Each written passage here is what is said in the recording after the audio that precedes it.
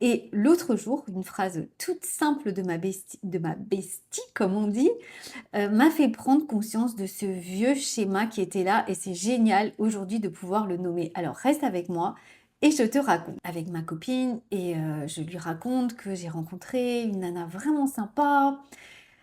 Je lui décris la nana et je lui dis: «Oh, j'aimerais tellement te la présenter, j'aimerais tellement que vous puissiez vous rencontrer».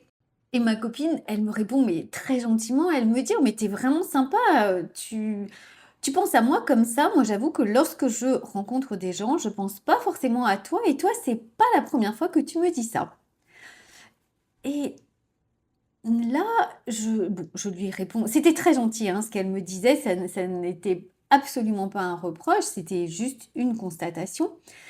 Et je lui réponds, tout simplement: «Non, mais c'est parce que, bah, je vous aime beaucoup toutes les 2 et quand j'aime bien les gens, bah, j'aime bien qu'ils se connaissent, blabla, voilà». Je dis tout ça, mais je sens qu'il y a un truc en moi, qui se dit: allons creuser». Et bien sûr que ça me fait réfléchir parce que je vois bien que ce n'est pas la première fois que j'ai ce réflexe d'inviter comme ça une tierce personne. Mais bon, on va pas se mentir, c'est un vieux schéma, c'est le vieux schéma qui me permet de me cacher. Le vieux schéma qui me fait croire que je suis conviviale, sympa, mais en réalité, je me cache. Parce que quand tu invites quelqu'un, ça te permet tout simplement de ne pas rester seul en face à face.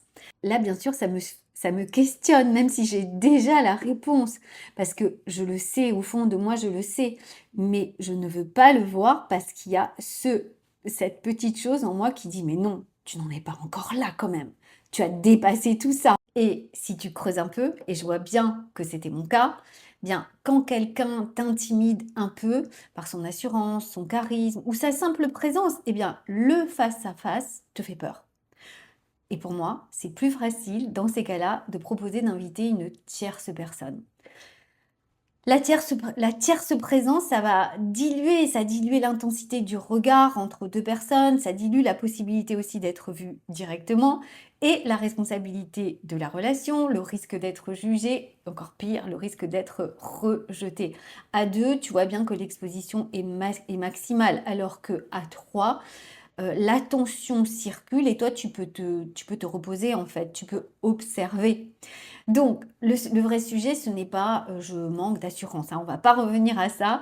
Le vrai sujet, c'est est-ce que je me sens en sécurité d'être vue en direct? Est-ce que je me sens en sécurité d'être en lien direct ou est-ce que j'ai besoin de me cacher?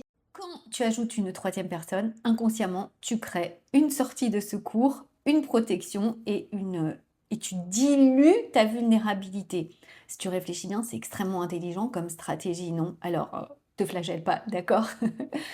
Et ça me donne vraiment l'impression de ne pas être seule à porter la relation.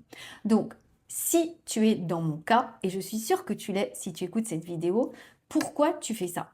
Eh bien, je peux te dire tout de suite que ce n'est pas une question de manque d'assurance, c'est pas une question d'estime de soi, c'est pas une question de convivialité.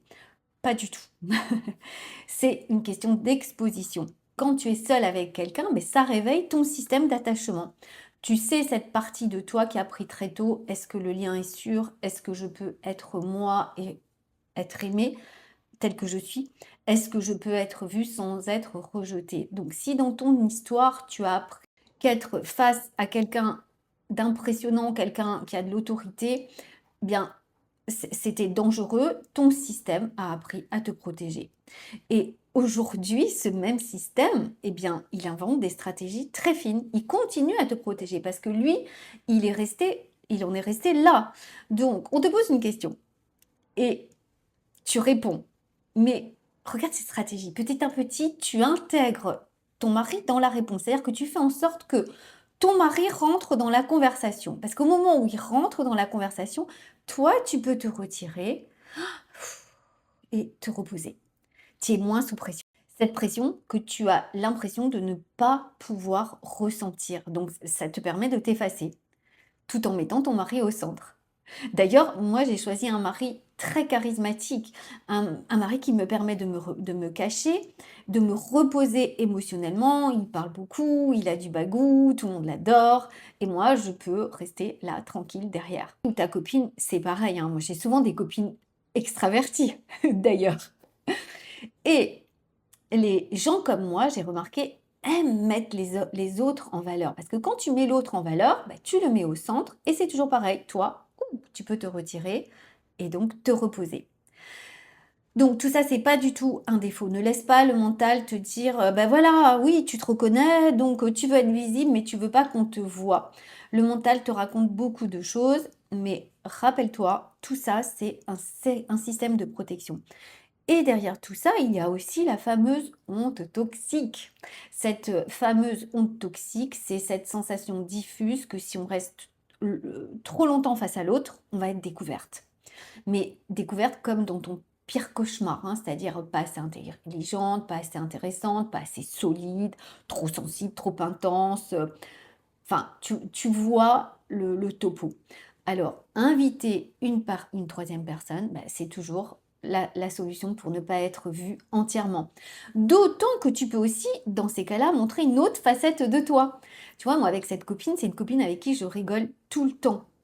Et quand elle est là, bien, ça me permet de montrer mon humour, ma facette rigolote, que je n'ose pas forcément montrer dans les relations lorsque je connais peu les gens.